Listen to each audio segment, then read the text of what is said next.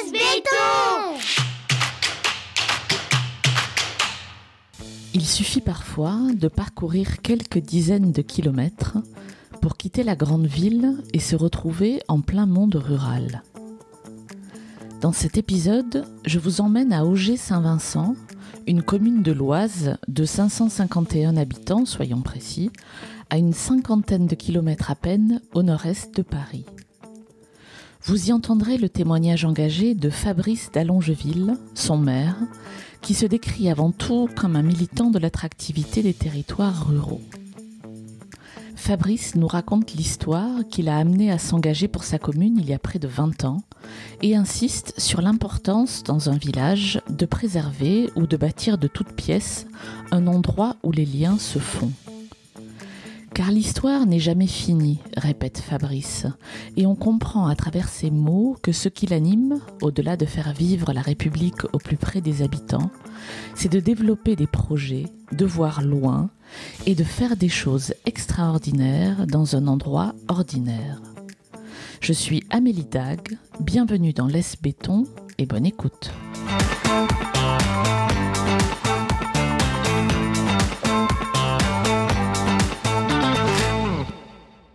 Bonjour Fabrice. Bonjour.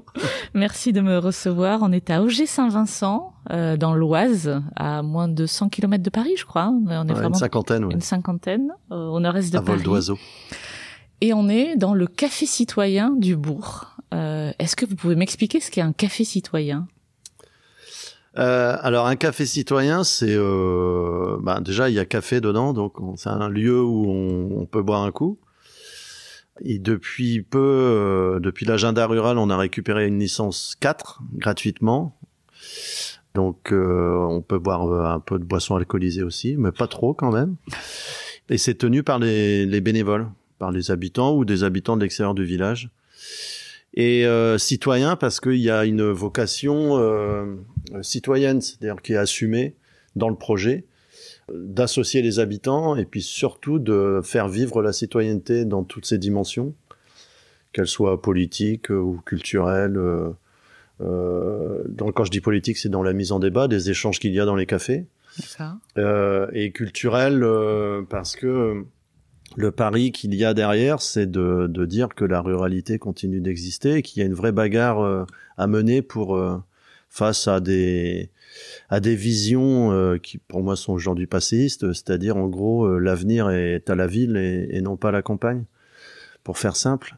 Et puis citoyenne parce que il y a une dimension aussi d'offre de services pour les habitants. C'est des services au public. Alors, on rentre pas dans la notion de service public, mais plutôt de service au public. Donc là, le mercredi après-midi, il y a des intervenants sur tout ce qui est lié au numérique pour aider les gens à s'y retrouver dans la digitalisation de l'État, par exemple.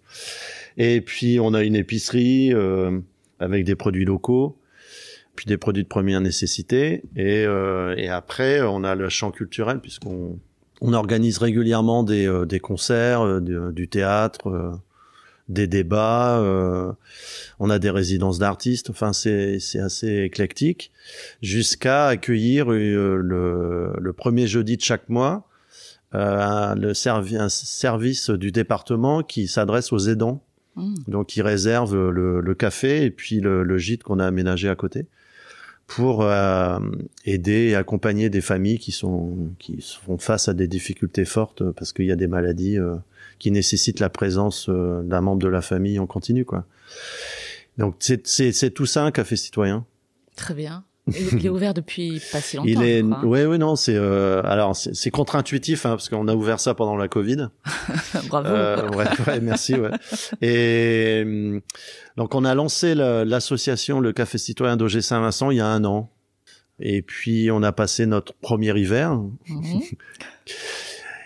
Et puis ça se passe bien, quoi. Ça se passe très bien.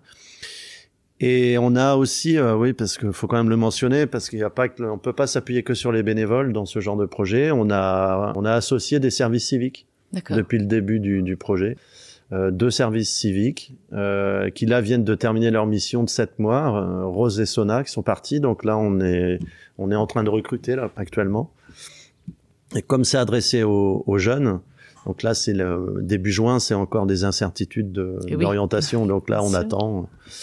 On va voir ce que ça va donner. Mais c'est vachement bien aussi parce que ça permet de mettre en relation des jeunes avec des projets aussi dans la ruralité.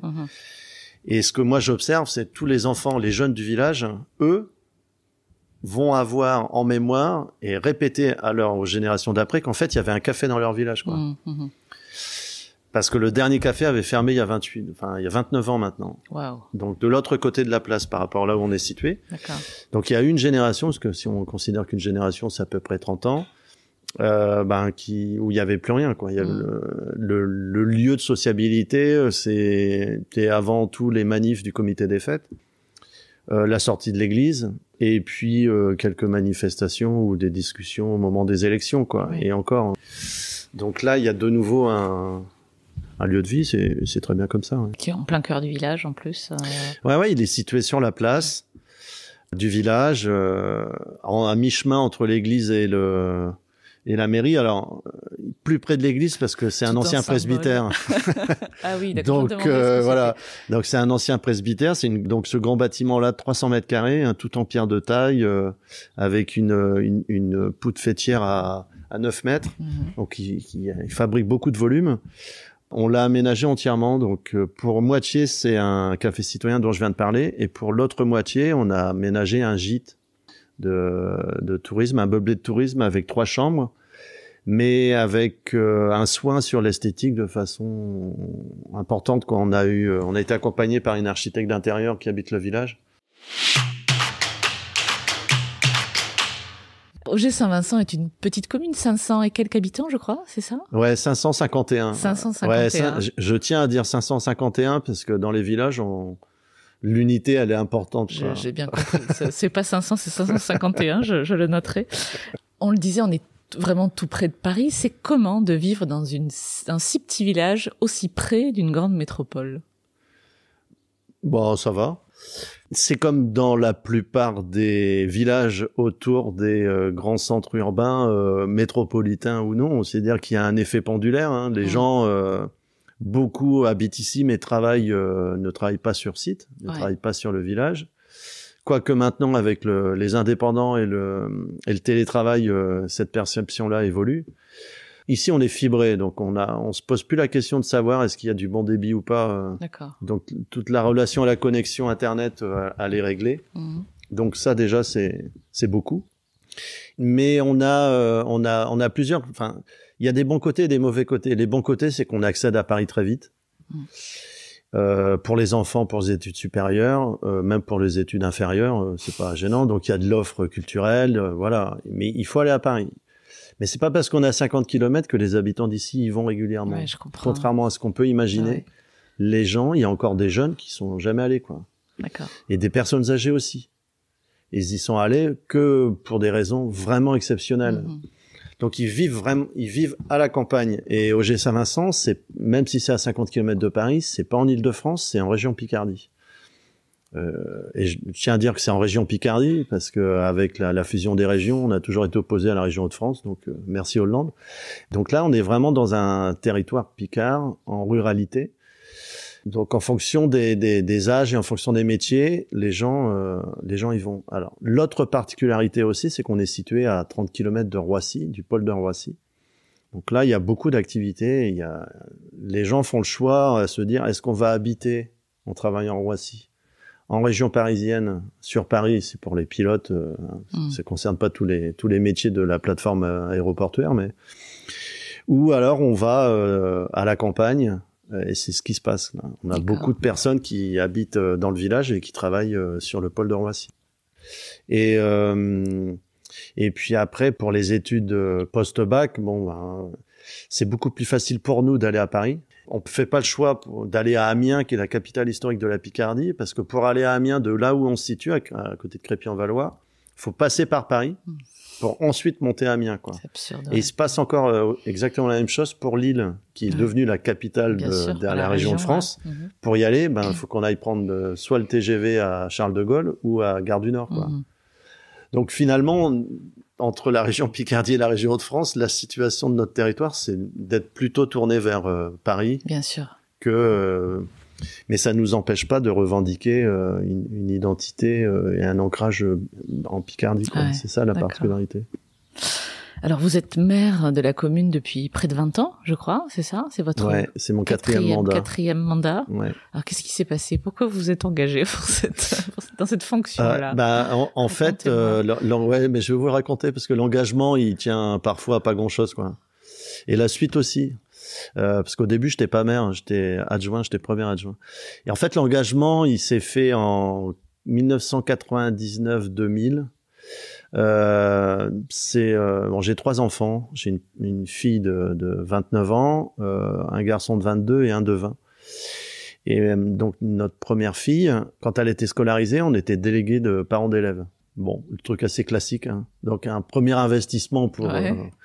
Et comme délégué de parents à l'époque, dans notre regroupement scolaire, un regroupement de 4 communes, hein, ça fait à peu près 1500 habitants, 145, 150 enfants, voilà pour des représentations. À l'époque, il y avait des tensions sur les effectifs en classe. Et à l'époque encore, la volonté de l'éducation nationale, c'est dès qu'ils avaient la possibilité de fermer une classe, ils fermaient, quoi. Peu importe les argumentations qui étaient opposées par les élus. Ils s'en fichaient pas mal. Et donc moi j'ai découvert aussi ça. Alors je m'intéressais à cette question-là parce qu'à l'époque j'étais journaliste, j'étais localier, pour en faire simple, je travaillais dans la presse locale. Et le maire d'ici, Louis Godiche, nous expliquait avec ses collègues qu'ils avaient les bons effectifs, mais que l'inspecteur de circonscription n'en tenait pas compte. Ils avaient beau dire on a les effectifs qu'il faut pour pas fermer, il était dans cet objectif-là. Donc on s'est mobilisé avec les parents d'élèves, voilà, avec les élus.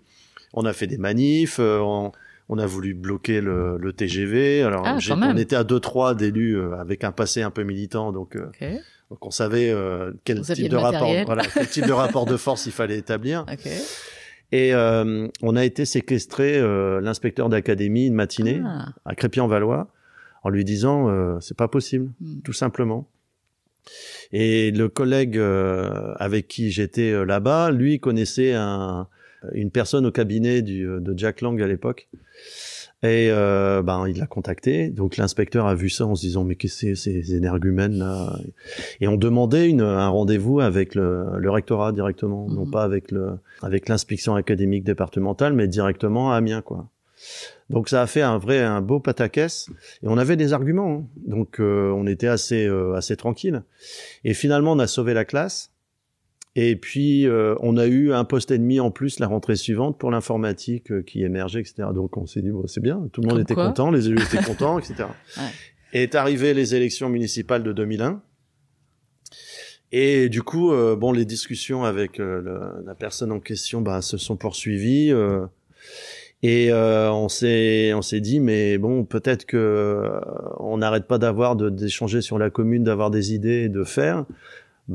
Peut-être qu'il faut aller plus loin que ça, quoi. Et de l'autre côté, des habitants nous disaient, allez-y, quoi, si vous avez envie de vous investir. Et c'est comme ça que ça s'est fait. À plusieurs, on a monté une liste qui n'était pas une liste voulue d'opposition, etc., mais plutôt de proposition de donner un nouveau souffle. Et on a été élus. Mais on a été élus sans expérience municipale, quoi. Parce que le maire Richard, à l'époque, il travaillait à la Cité des Sciences. C'était lui qui avait le plus de temps par rapport à nous. Donc on s'est dit, tu y vas. Moi, j'étais premier adjoint, mais je travaillais déjà à Paris, donc j'avais pas le temps. Et Francis, un autre copain de la bande, lui était déjà médiateur des assurances et il avait pas forcément non plus trop de temps. Donc il était adjoint. Et on est parti comme ça, quoi. Ça s'est bien passé au début, pas de souci. Sauf que ce qu'on savait pas, on l'a appris au tout démarrage, c'est que le secrétaire de mairie arrêtait aussi. Et c'était le directeur de l'école. Il changeait, il repartait chez lui. Donc on s'est retrouvé avec des nouveaux élus, sans le secrétaire de mairie à l'époque qui faisait tout l'historique, etc. Sûr. Et on a ramé pendant 18 mois, 2 ans, quoi. Et puis après, l'expérience aussi des mandats, quoi. Donc apprendre aussi à travailler ensemble, parce que le temps qu'on n'est pas élu, on n'est pas concerné, on n'est pas concerné, c'est facile, quoi. On va faire ça, pourquoi etc. Ils font pas ça? Et après, on découvre la mécanique aussi des institutions. Le rapport au temps, moi j'ai toujours travaillé entre guillemets dans le privé ou dans la presse, donc les choses sont dites et puis elles atterrissent assez vite, quoi. Donc il y a le délai entre l'idée et puis son exécution est pas très long. Mais dans les collectivités, ça se passe pas du tout comme ça, quoi. Donc le temps, il est long, c'est un temps long, et l'émergence des projets, ça prend du temps aussi, quoi. Et puis comprendre les dépôts de dossiers, que ça arrive à un moment de l'année, avec les bonnes délibérations qu'il faut, etc. Donc, on a appris sur le tas. Et donc ça a été pendant les 2 premières années. Et puis le copain qui était maire a quitté le village au bout de à peu près 3 ans, 2 ans et demi, quoi. Pour des raisons professionnelles, il a déménagé. Donc, qu'est-ce qu'on fait, quoi? Alors, donc du coup, je me suis dit bon comme j'étais premier adjoint, on a fait le truc assez logique. Donc j'ai été élu comme maire, qui n'était pas prévu. Donc il y a des nouvelles élections là? Non, c'est au sein du conseil municipal. Okay. Et puis donc là on est en 2004, je crois, 2003, printemps 2003 ou 2004, enfin à peine après le démarrage quand même de notre mandat. Et puis voilà, donc là c'était encore différent parce que quand on est maire, en fait, on est vraiment en face. On est le premier à prendre des baffes, quoi. Quand on est adjoint, on est encore en retrait, donc c'est pas pareil. Donc là, je me suis retrouvé, même si j'étais premier adjoint, j'étais quand même sur les dossiers, donc je connaissais les problématiques de la commune, mais je me suis mis devant, quoi. Donc il fallait éteindre quelques incendies, quelques problématiques, montrer aussi comment on va travailler et puis rétablir une nouvelle forme de confiance parce que les gens avaient parté sur un maire. Bien sûr. Ils en ont un autre en cours de mandat. Bon, ça. Et puis un an plus tard, l'élection du traité, le traité de Maastricht et puis le référendum, et mon premier adjoint, parce que j'avais fait des changements, décide de démissionner parce que c'est un farouchement pro-européen. Donc le fait qu'il y ait eu un vote contre, une opposition dans le village, ça lui a pas plu, donc il a décidé d'arrêter, quoi. Waouh. Donc grand moment de solitude. Donc accepter la décision. Et puis après se réorganiser encore. Donc le premier mandat, il a été un peu chaud comme ça, mais en même temps, ça m'a, en fait, c'est pour ça la question, mais comment on en arrive à ça? Et finalement, je savais déjà que ça me plaisait parce que la chose publique, ça m'a toujours plu. Puis là, j'y trouvais mon compte, quoi. Donc du coup, à la colonne des plus et des moins, il y avait quelques moins, mais finalement les plus étaient plus intéressants. Et puis je le regrette pas du tout, quoi. Qu'est-ce que vous préférez dans ce rôle-là? Alors, j'imagine qu'en 18 ans ou 20 ans, il s'est passé plein de choses et votre rapport même à la fonction a dû évoluer, mais si vous devez retenir un truc dans les idées plus, qu'est-ce qui arrive en haut de la liste, en fait? Ce qui arrive en plus, c'est que les gens font confiance, quoi. Je sens ça, c'est-à-dire que après c'est facile parce que les élections sont passées. C'est particulier aussi dans les communes rurales parce qu'on a le panachage et c'est pas des scrutins de liste, même si ça va évoluer. Donc là il y a un premier indicateur très fort, quoi, de la confiance des gens dans ce que vous mettez en place, quoi. Et puis après il y a une dimension un peu plus forte encore, c'est de montrer que l'histoire n'est jamais finie. Et c'est sans doute là une raison forte de mon engagement, c'est-à-dire que moi je me détermine pas comme un maire d'une commune rurale, moi je suis un militant de l'attractivité ou du développement des territoires ruraux. Et dans la notion de militant, c'est ce qu'on retrouve beaucoup, c'est ce qui m'a séduit dès le début dans l'association des maires ruraux de France, par exemple. C'est-à-dire qu'il y a une dimension un peu syndicale, il y a une dimension militante qu'on ne retrouve pas forcément dans d'autres structures de représentation des élus. Et dans le village, c'est cette dimension-là que je pousse, et y compris dans le rôle des habitants et dans leur engagement citoyen. De pas forcément attendre tout de l'État, l'État et la République, c'est central. Il n'y a pas du tout d'arrière-pensée anti-républicaine dans ce que je dis. Mais on fait vivre la République au plus près des habitants. Mmh.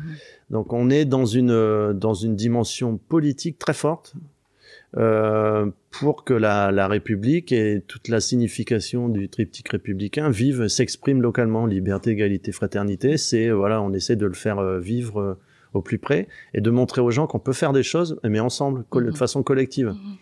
Sans forcément se prendre la tête, quoi. Il n'y a pas plus d'objectifs. Si les gens viennent pas, ils viennent pas, tant pis. Ouais. Je vais pas aller frapper derrière leur porte Et ça, c'est réussir à le mettre en place dans la durée. Et là, c'est vraiment une question de rapport au temps. Une journée citoyenne, de l'implication, créer un café citoyen, voilà, d'encourager les gens à participer. Je pense que aujourd'hui, c'est un élément important de l'engagement. Et puis, il y a la dimension environnementale aussi qui est forte parce qu'on a des défis devant nous qui sont, même pas devant, qu'on vit, qui sont là. On est un territoire agricole, donc il y a une transition agricole importante à imaginer. Nous, on a une problématique particulière autour de la protection de la ressource en eau. Ouais. On voit l'importance de l'eau, donc comment on s'attaque à ce dossier, c'est assez complexe. Et puis, on a des orientations, je pense à la santé, par exemple, on a des vrais problèmes autour de l'offre de soins. Donc, quels sont les leviers sur lesquels nous, on peut agir ? Mais en ayant l'humilité aussi qu'on peut pas tout faire, quoi. Et que on n'a pas forcément la légitimité ou on n'a pas forcément les moyens de pouvoir agir. Donc, voilà, c'est aussi, c'est tout ça qui je trouve dans la fonction de maire, c'est tout ce qui est séduisant dans essayer d'apporter sa brique, sa pierre à l'édifice républicain, quoi. Est-ce que, durant ces presque 20 années, d'implication, vous n'étiez pas forcément maire au début, je vais pas vous poser la question de qu'est-ce qu'il y a dans la colonne des moins, parce qu'on peut l'imaginer, l'énergie que ça demande, l'investissement, les sacrifices même familiaux probablement, et surtout le reste. Est-ce qu'il y a un moment ou une anecdote ou même, je sais pas, un moment même anodin que vous pourriez raconter où vous vous êtes dit non mais c'est vraiment pour ça que je m'implique, quoi, c'est pour avoir ce genre de résultat-là. Est-ce que vous avez un souvenir là qui revient? Avec la création de ce café citoyen, déjà là, c'est un long chemin, c'est un vrai aboutissement, parce que c'est un dossier qui a mis 10 ans à sortir. Wow.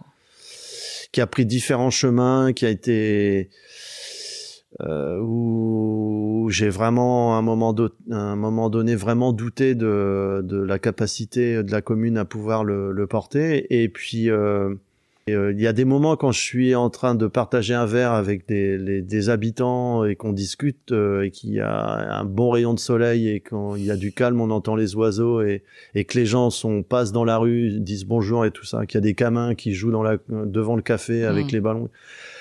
Ça, c'est des vrais moments de pur bonheur d'élu, quoi. Parce qu'on se dit ça fait sens, quoi. Ouais. Ça fait sens et puis et les gens de l'extérieur, parce qu'en fait, nul n'est prophète dans son pays, quoi. C'est moins les habitants qui vont le dire, qui l'expriment.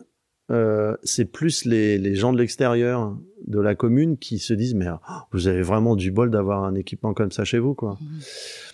Et après, c'est la satisfaction. C'est un peu comme élu, c'est quand on a des projets, qu'on arrive à faire des bouclages de financement. Ouais.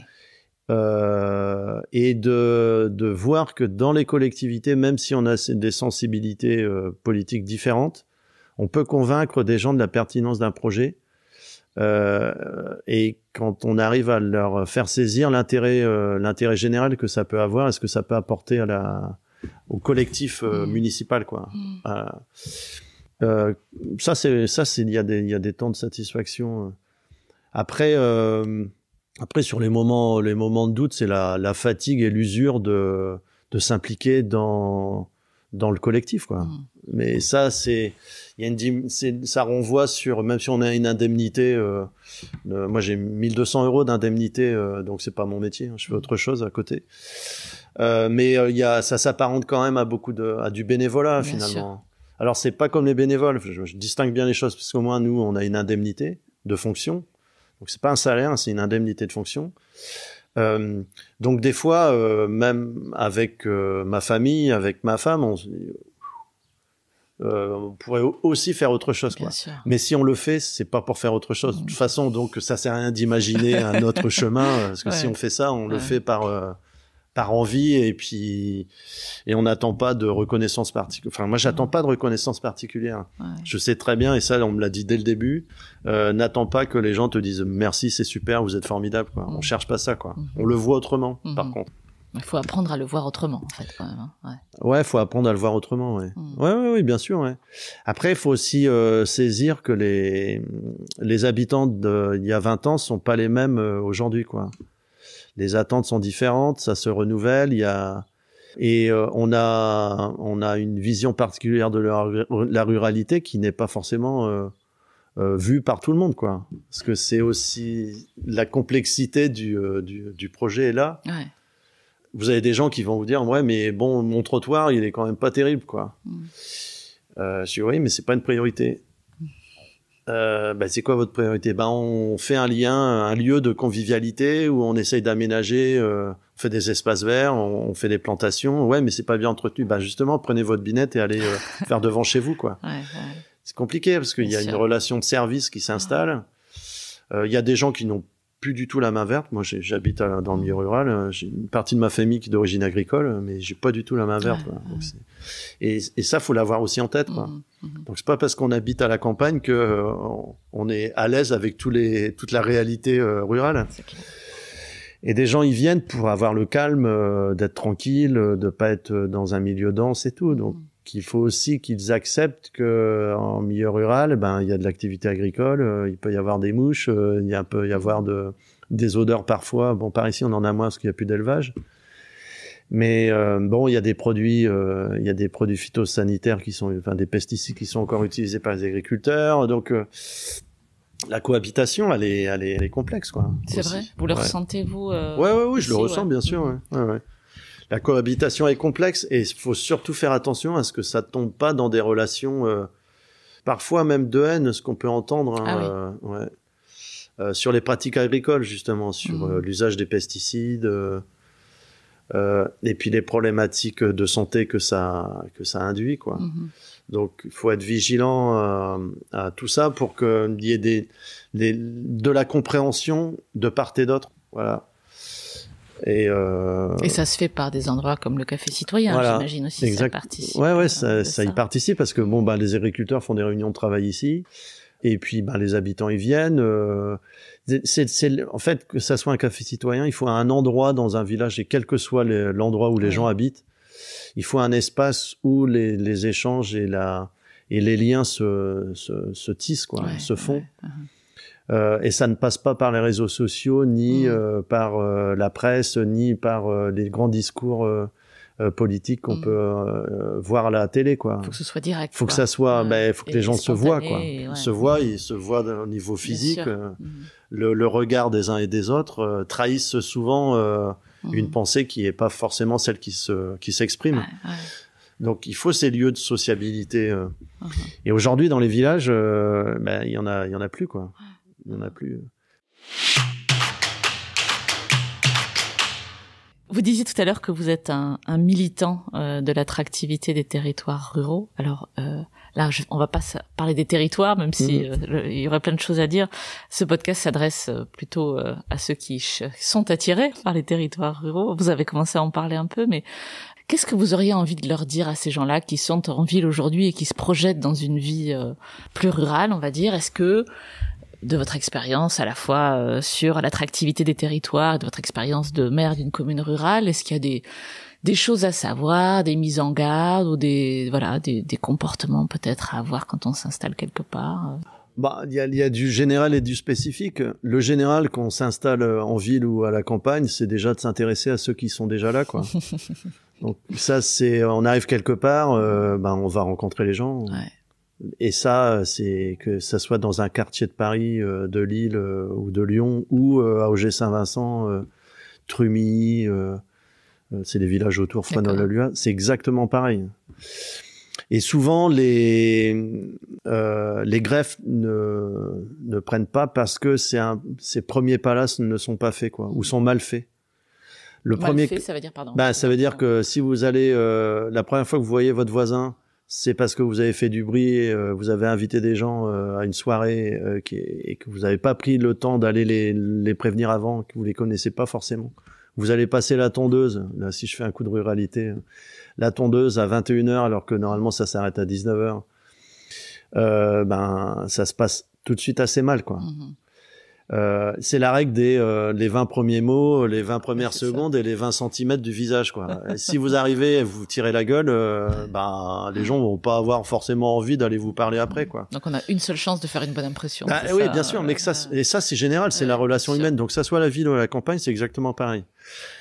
Après, la campagne, ça dépend ce que vous recherchez. Si c'est des espaces verts, il faut quand même un peu de jardin, quoi. Donc, avoir la main verte ou pas, bon, la question peut se poser. Moi, je l'ai pas, mais ça m'empêche pas de passer la tondeuse et puis de faire un entretien minimal dans mon terrain. Mais il y a des gens sur place qui sont capables de le faire aussi à votre place, donc c'est pas un souci. Après, au-delà, ça dépend quel est le vrai projet de la famille. Parce que, en fait, aujourd'hui, à la campagne, il y a à peu près toutes les offres tout ce qui est possible de faire en ville, on peut le faire à la campagne.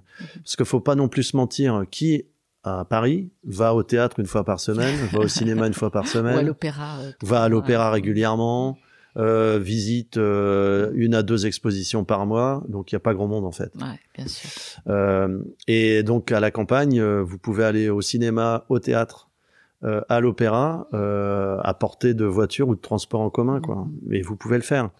Donc l'accès à la culture, en fait, pour moi, c'est pas une question. Le vrai changement, c'est sur la mobilité.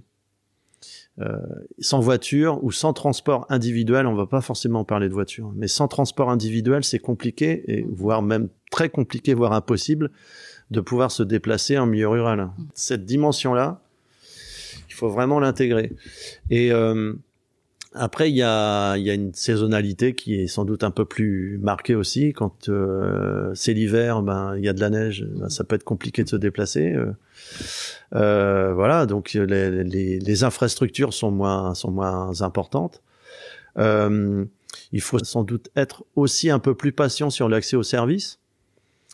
Mais ça, on le maîtrise pas forcément. L'accès à la santé, on en a parlé un petit peu, mais elle est moins forte qu'en ville. Donc ça, c'est pas directement lié à la ruralité, c'est des problématiques d'aménagement du territoire. Et puis après, ce que ça permet d'ouvrir, c'est un autre rapport au temps et au lien et à la relation à l'autre. On voit beaucoup plus souvent les gens que je constate, et des amis que je connais qui habitent en ville. On papillonne moins. Et il n'y a pas l'effet de foule, en fait, l'impression de toujours voir du monde. Et comme on voit du monde, on a l'impression on a du lien et que ça se fabrique. Et en fait, c'est un filtre, c'est un masque. Et à la campagne, dans un village, là, avec un lieu de vie comme le Café Citoyen, du coup, on voit des gens beaucoup plus souvent. Donc, on tisse. Et aujourd'hui, on est en train de se dire, mais comment on faisait avant, en fait, quand il n'y avait pas ça, quoi. C'est sûr. C'est étonnant, hein. Mais après, c'est une fois qu'on pose la voiture on peut se balader. Voilà, la nature est tout de suite est pas très loin en général. Hein, il suffit de prendre les champs, d'aller en plaine ou dans les bois en fonction des territoires où on se situe. Donc il y a un rapport à la nature qui est pas du tout le même, quoi. Des nouvelles aménités, quoi. Et ça, c'est une richesse qui est énorme, quoi. C'est un avantage énorme. C'est pas un parc situé en centre-ville qui est un peu aménagé. Il y a un bout de potager et on fait une sorte de mini petite ferme urbaine, quoi. Donc c'est pas ça quand même. Et pour ceux qui cherchent un territoire sur lequel s'installer, sont dans la question de je sais que je veux quitter la ville à un moment, je sais pas où aller. Est-ce qu'il y a des bons et des méchants territoires? Comment on fait pour choisir son territoire, rural en particulier? Est-ce qu'il suffit de regarder les 4x3 dans le métro? Est-ce que ça dit la vérité, ça? Alors, les 4x3 dans le métro, faut faire gaffe quand même. parce que bon, il y a quand même un peu de marketing et de communication au-dessus, pardon. Mais en dessous, c'est souvent des territoires qui sont attachants. J'ai en tête la Lozère, par exemple. Quand la Lozère a fait une campagne dans le métro pendant la Covid, sur les grands espaces, quand on connaît un peu la Lozère, si on aime les grands espaces, il n'y a pas 50 régions où aller en France, quoi. Et déjà pour y aller, c'est 7 heures de train depuis Paris, quoi. Donc c'est un vrai voyage. Hein. Donc ça dépend ce qu'on recherche. Si on recherche un territoire connecté avec par la grande vitesse, et que c'est facile aussi de faire un peu de retour professionnellement sur les grandes villes, sur les métropoles, faut guetter ça, quoi. Faut guetter les endroits où on peut être relié facilement par le train. Mais ce à quoi je pense en premier, c'est l'arbre généalogique des gens. Parce que la plupart des habitants de Paris sont pas des Parisiens, hein. C'est des provinciaux et il y a eu un effet de génération, d'installation. Donc, mais déjà de remonter l'arbre généalogique et de voir la famille, où est-ce qu'elle est, quoi, de où elle vient. Et ça aide parce que ça permet d'enraciner un projet et de sauter une paire de générations qui ont été attrapées par l'exode rural, hein, tel que l'État le voulait ou l'imaginait, la modernité l'imaginait. Donc ça peut être quand même un premier point. Après, il y a l'effet du tourisme. Hein. Aller découvrir des territoires en vacances et s'y sentir bien. Et y revenir à un autre moment, quoi. Venir l'été dans un territoire, il vaut mieux y revenir à la Toussaint. Oui, c'est déjà pas mal. C'est déjà pas mal. À Noël, mais bon, il y a quand même mais plutôt février, quoi. Oui. Janvier, février, une paire de week-ends. Vous commencez à voir le territoire sous différents aspects et pas forcément d'arriver à 9h le matin et partir à 16h, quoi. Ouais. Il faut y rester. Donc, mais après, c'est des choix de cœur. Hein. Donc c'est des choses qui se ressentent. Voilà, je pense que une des réussites de l'installation et puis de l'ancrage, c'est la sensation que l'on ressent, quoi. Faut laisser parler les sens, quoi. Faut faire attention. Alors là, c'est un autre aspect. Faut faire attention aux avantages purement matériels et organisationnels et logistiques.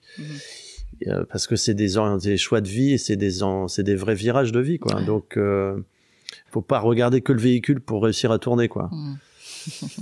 Le tableau de bord, il est complexe, ouais. Et puis après, faut aussi se rassurer, hein. L'enseignement au milieu rural est de très bonne qualité, quoi. Après, c'est toujours pareil. Vous êtes à Paris, mais combien de gamins vont à Henri IV donc, et qu'est-ce qu'on vise socialement, quoi? Qu'est-ce qu'on peut vous souhaiter pour les 4 mandats qui viennent? La santé, déjà, c'est pas mal. Hein. Ce qu'on peut me souhaiter, c'est qu'il y ait d'autres projets dans mon territoire de cafés citoyens qui émergent. Ça serait pas mal parce que c'est jamais très bon d'être tout seul dans une activité, quoi. Et puis je pense aux habitants, ce que ça peut apporter pour les habitants, donc ça c'est très bien. Après, qu'il y ait d'autres initiatives comme la vôtre, parce que c'est super de pouvoir raconter ce qui se passe dans les territoires ruraux et donner envie et susciter un peu l'intérêt de personnes qui se disent tiens, pourquoi pas aller s'installer en milieu rural.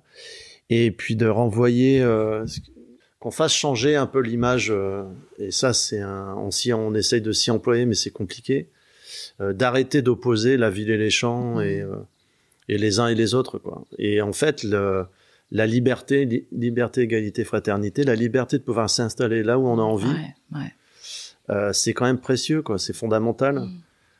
L'égalité de traitement entre les territoires. Des dotations jusque l'égalité d'implantation et d'accès aux soins, aux services publics, et la fraternité des lieux. Voilà, moi je conjugue ça. Donc ce qu'on peut me souhaiter, c'est de pouvoir continuer de conjuguer égalité, liberté et fraternité au plus près des habitants de mon village. Après, le reste, que ma famille va bien, que mes enfants profitent bien de ce qu'on peut leur apporter, et puis voilà. Venez en vacances, venez passer quelques jours dans le Valois. dans notre village, on a des gîtes, on a de l'hébergement touristique. C'est un village du pas grand-chose. J'aime bien dire ça, du presque rien, quoi. En fait, c'est un village ordinaire. C'est pas les plus beaux villages de France. On n'est pas là-dedans. Mais en fait, on s'y sent bien, quoi. Donc, c'est une façon de montrer qu'on peut faire des choses extraordinaires dans un endroit tout à fait ordinaire. Et j'aime assez bien ça, nous renvoyer sur ce genre d'idées, et que ça ne tient qu'à nous de provoquer ça, en fait. Merci, Fabrice. De rien, merci. C'était Laisse Béton, le podcast qui aide les citadins à réaliser leurs rêves de vie au vert.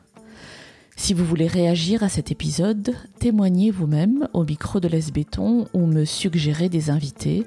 Écrivez-moi à amélie@laisse-béton.fr.